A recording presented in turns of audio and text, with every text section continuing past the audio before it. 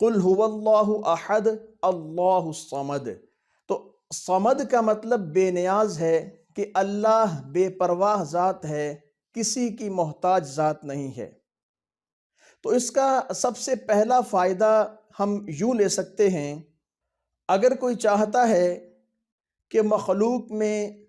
سچا دکھے اور اللہ تبارک و تعالیٰ کی ذات کے ہاں بھی اس کی سچائی ظاہر ہو اور سچے لوگوں میں اس کا نام ہو،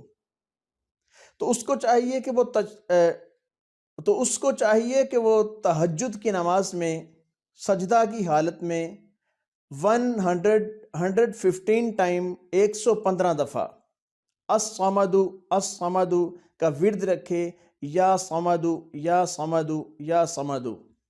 اس کا ورد رکھے اور 115 دفعہ پڑھنے کے بعد سر سجدے سے اٹھائے اور